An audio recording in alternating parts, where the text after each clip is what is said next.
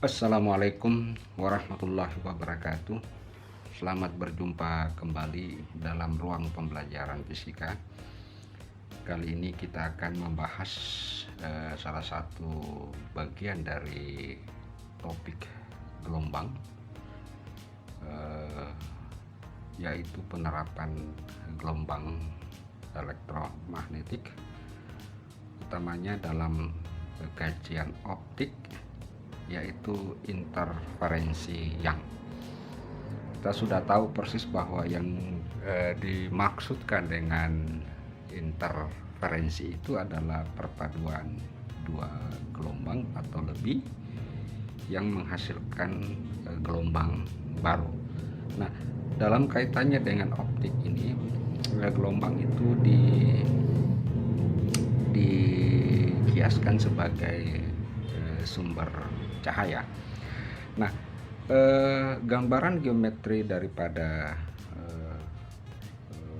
percobaan daripada interferensi yang seperti ditunjukkan dalam sketsa gambar ini, bahwa di sini ada sumber cahaya, ya, sumber cahaya.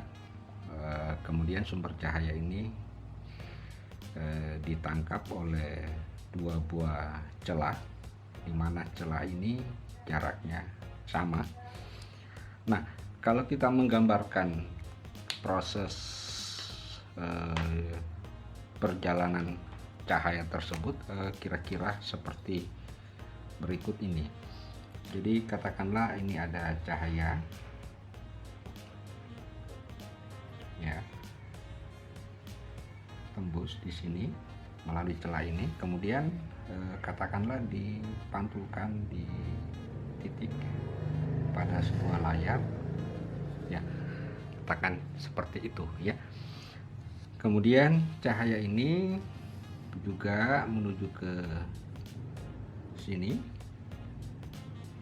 kemudian juga secara bersama-sama karena terjadi pola interferensi, maka bergabung di titik sini. Nah, katakanlah ini adalah layar,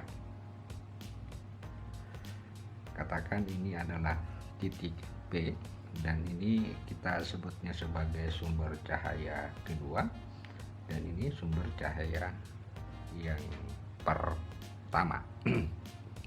Nah, hal yang menarik untuk kita kaji bahwa persoalan interferensi yang itu dikaji lewat bahwa jarak S2 ke P itu adalah perjalanan sinar dari sumber S2 ke P. Kalau kita merumuskannya, katakanlah ini adalah R2, ya. Kemudian perjalanan dari sinar sumber cahaya S1 ke titik P katakanlah R1. Nah, ada beberapa hal yang perlu kita kembangkan dari gambar ini. Yang pertama, kita ketahui bahwa jarak antara ini adalah katakanlah H/2, ini juga H/2, berarti jarak titik sumbu ini ke sini adalah H/2, dan ini juga adalah H/2. Nah, kalau misalkan pada di tengah-tengah di antara kedua celah S1 dan S2 kita tarik garis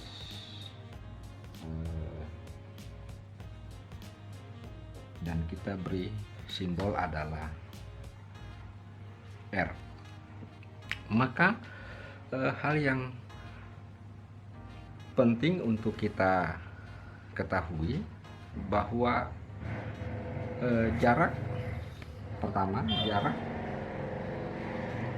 katakanlah kedua sumber cahaya tadi, yaitu S1 dan S2 ke layar adalah D, ya. Kemudian tinggi P atau jarak dari pusat pusat cahaya itu katakanlah adalah tingginya adalah X, ya. Nah, simbolnya itu terserah kita mau menggunakan apa, yang penting jelas di dalam penggambaran tersebut. Selanjutnya ada juga hal yang perlu kita ketahui, bahwa mula-mula saya membuat garis yang katakanlah tegak lurus terhadap dari S1 ke ini, ke garis R. Demikian pula untuk yang ini, yang satu kita buat garis tegak lurus ke R2. Oke. Nah, ini membentuk sudut 90, ini juga 90. Nah, kemudian kita mencoba menandai bahwa sudut di sini itu adalah theta 1 ya, dan sudut di sini katakanlah adalah theta 2. Oke. Nah, selanjutnya kita akan menandai pula bahwa sudut antara R, garis R dengan sumbu interferensi ini, sumbu pusat ini, itu ini adalah sama dengan juga T1 ya. Kenapa T1? Coba kita lihat. Katakanlah ini T1, ini alfa ya. T1 ditambah alfa sama dengan 90. Nah, sedangkan yang ini dengan ini, alfa ditambah ini ya, tentu sama dengan 90. Karena T1 sama dengan tambah alfa 90. Nah, ini alfa, maka ini adalah juga theta 1 ya. Itu bisa kita buktikan secara geometri. Nah, dengan demikian pula halnya, ini kita bisa tuliskan sebagai theta 2. Nah, setelah kita menggambarkan variabel-variabel yang terdapat di dalam gambaran geometri interferensi yang, maka yang pertama kita harus pahami bahwa terjadinya atau intensitas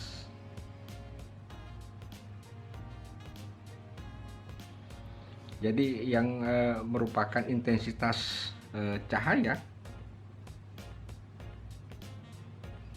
yang ditangkap oleh titik P. Jadi saya tulis dulu yang ditangkap oleh P itu tak lain adalah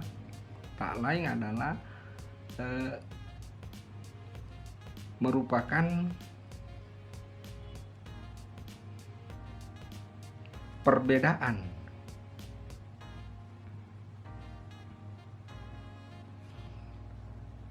fase gelombang. Jadi merupakan perbedaan fase gelombang oleh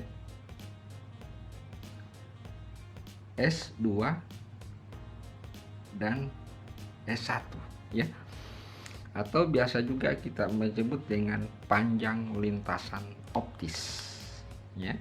Biasa juga kita menyebutnya sebagai panjang lintasan optis ya.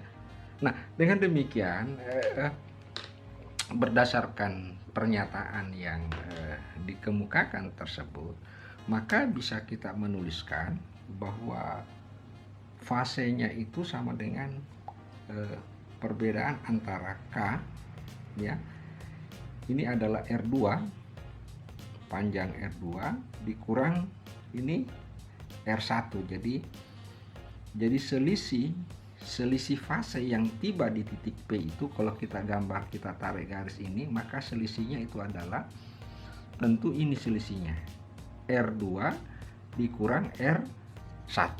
Itu yang kita sebut dengan perbedaan fase gelombang oleh S2 dan S1. Mengapa kita menyebutnya fase? Saya coba buat catatan sedikit, bahwa kita ketahui bahwa persamaan gelombang itu adalah, kalau kita ambil fungsi sinusnya misalnya omega t, bisa ditambah kurang K. Nah, frekuensinya sama. Dengan demikian, yang membedakan antara gelombang pada sumber S2 dan sumber S1 bukan terletak pada frekuensinya, tetapi terletak pada fase di bilangan gelombang, yaitu R2 dan R1, di mana R2 dan R1 yang biasa kita sebut sebagai lintasan optik. Jadi R1 dan R2 biasa disebut sebagai lintasan optik. Nah, katakanlah ini adalah sebuah persamaan satu. Nah, selanjutnya setelah kita mengetahui pernyataan tentang perbedaan atau selisih lintasan fase, maka langkah berikutnya kita memperhatikan kembali gambaran geometri interferensi Young. Nah, terlihat bahwa pada gambar di atas kita dapatkan bahwa sin theta 1 ya. Jadi ini sin theta 1 berarti ini ya, panjang ini. Nah, kita asumsikan bahwa panjang R1 sama dengan R jadi panjangnya ini sama dengan R ya, dikurang dengan R1 ya. Jadi R dikurang dengan R1. Jadi panjang ini adalah R dikurang R1. R dikurang R1 dibagi H per 2. Itu adalah sin theta 1. Nah, kemudian kita lihat lagi untuk sin theta 2. Jadi sin theta 2 ini juga sama dengan cara ini, tetapi yang menjadi pembilangnya adalah R2 dikurang R. Jadi R2 dikurang R H per 2. Oke.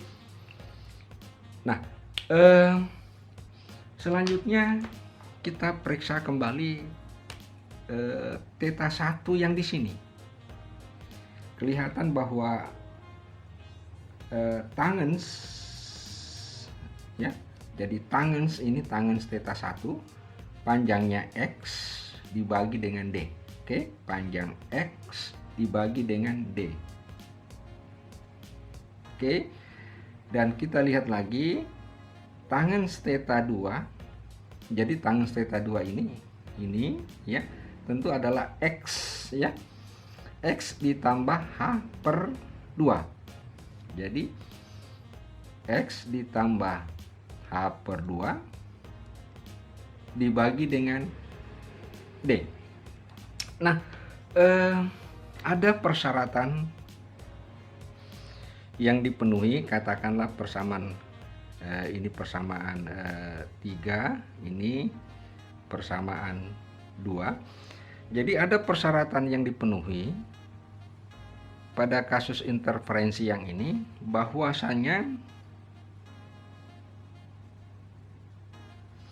bahwasanya sudut-sudut ya, jadi sudut-sudut theta 1 dan theta 2 relatif sangat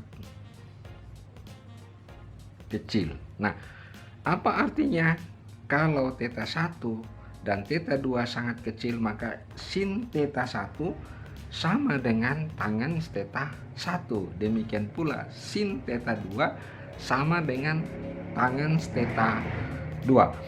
Nah, ini mungkin sudah pernah saya jelaskan pada video sebelumnya, bahwa untuk nilai theta 1 sangat kecil, maka nilai sin sama dengan nilai tangens dari theta tersebut. Dengan demikian bisa kita katakan bahwa karena theta 1, theta 2 sangat kecil, maka persamaan 2 dapat ditulis yaitu bahwa sin theta 1 sama dengan tangens theta 1. Dengan demikian kita bisa katakan bahwa R dikurang R1 per H per 2 sama dengan X per D ya. Jadi R dikurang R1 sama dengan X per D, atau bisa kita tulis R dikurang R1 sama dengan ya HX per 2D. Nah, ini kita simpan dulu sebagai persamaan 4. Oke. Selanjutnya kita lihat untuk theta 2, karena theta 2 pun dianggap sebagai sudut yang sangat kecil, sehingga bisa kita tulis persamaan 3 dapat ditulis kalau sin theta 2 sama dengan tangens theta 2 ya. Oke, dengan demikian kita bisa tulis R2 dikurang R per H per 2 ya, sama dengan X ditambah H per 2 per D, sehingga kita bisa katakan R2 dikurang R sama dengan X. Nah, ini saya kali ke atas, berarti XH per 2 ya, ditambah H kuadrat per 4. Nah, bagi D.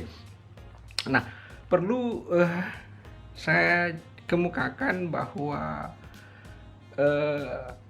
karena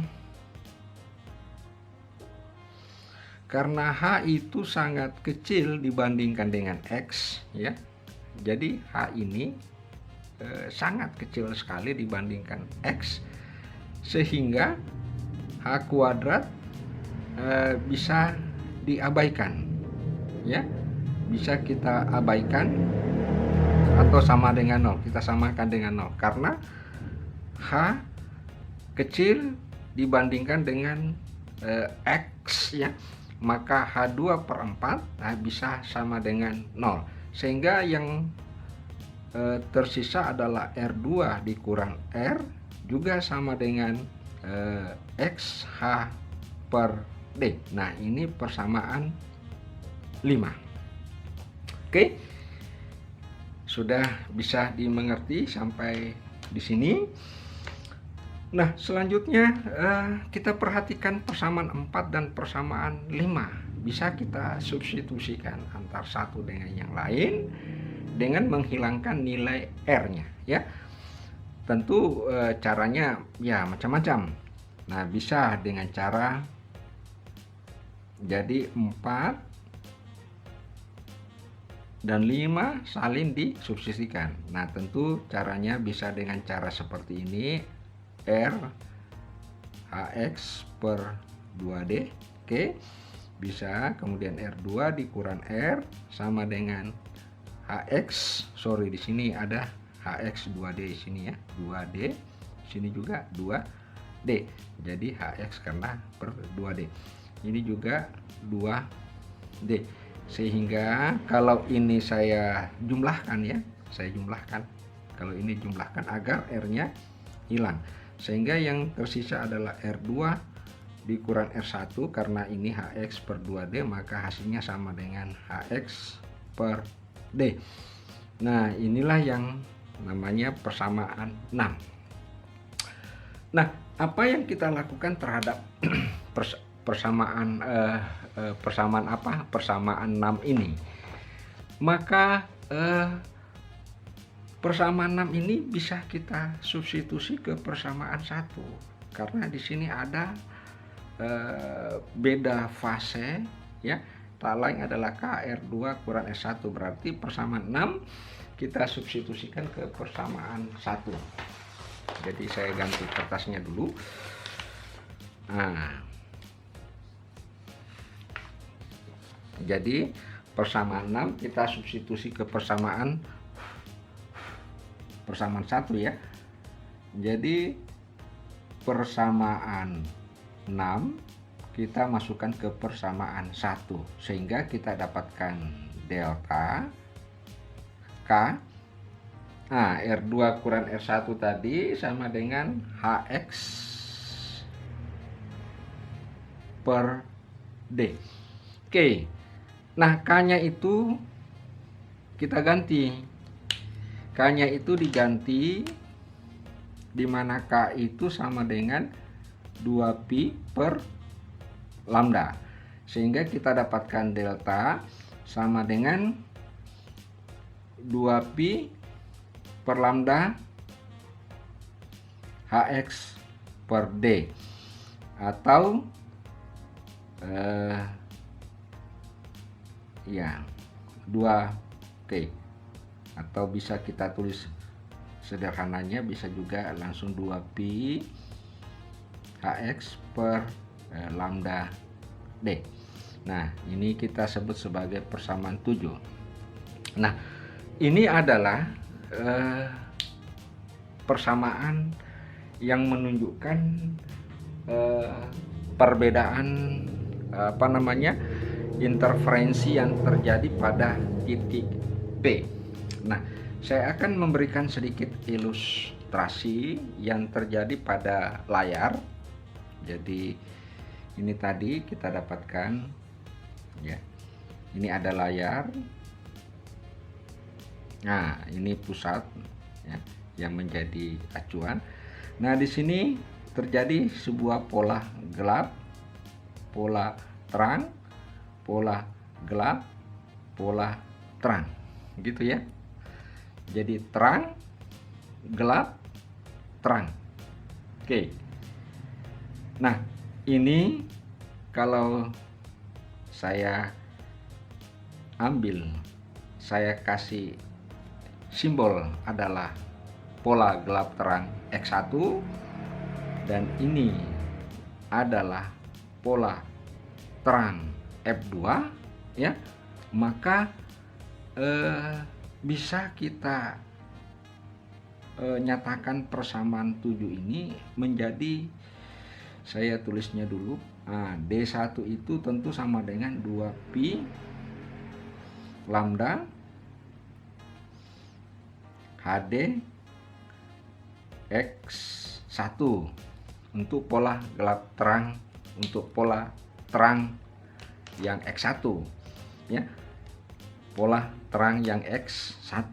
Kemudian saya ambil D2 2pi per lambda HD per X2.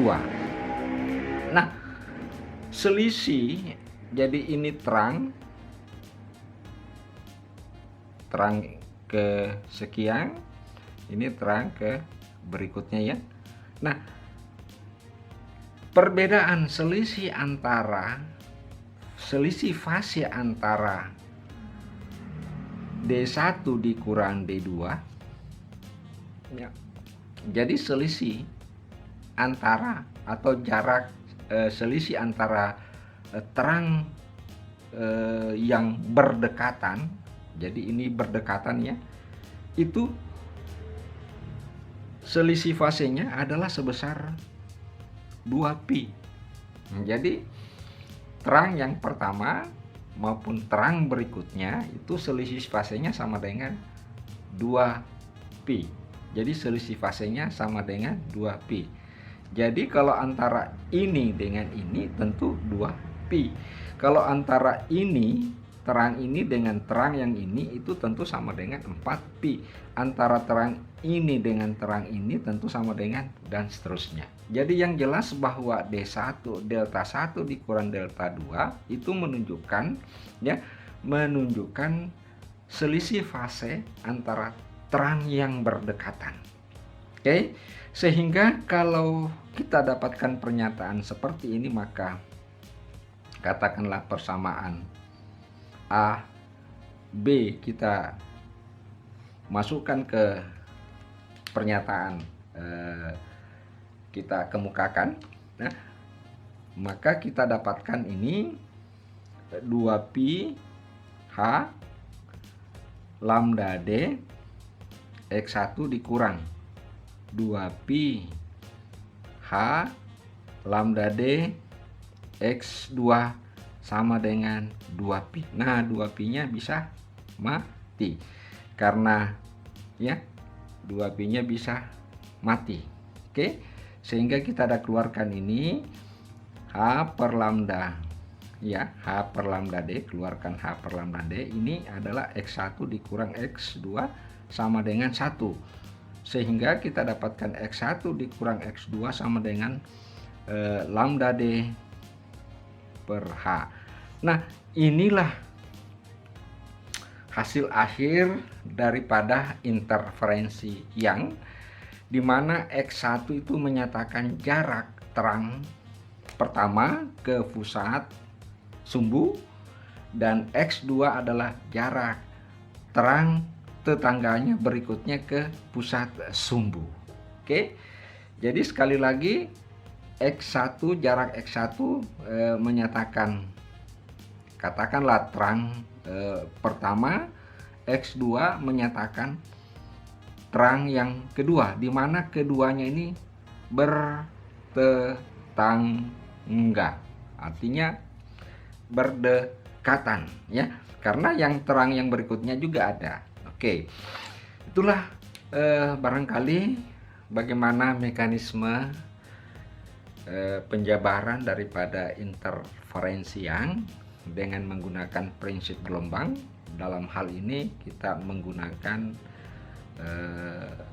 perbedaan fase, di mana jelas terlihat pada gambar skema tadi bahwa sumber cahaya pertama dan sumber cahaya kedua memiliki beda lintasan optik.